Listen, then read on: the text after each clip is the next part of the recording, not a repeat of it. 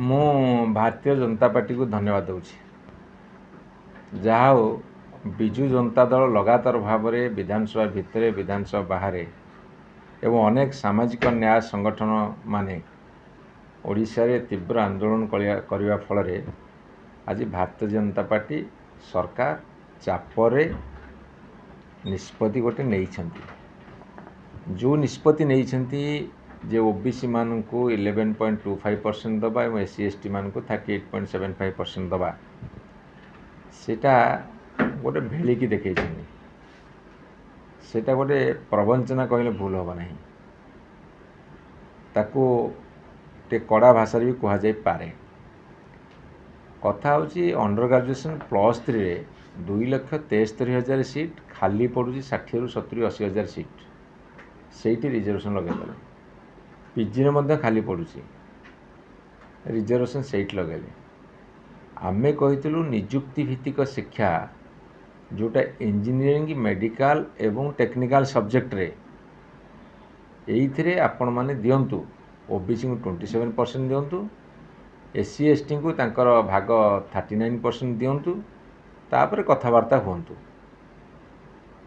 से सेईटा को घोड़िया को जाई विभिन्न आड़ देखई ये सेया करनथला सी सेया करनथला सी सेया करनथला कहीकि निजर दायित्व कांध उपरू खसेबा चलिबा नहीं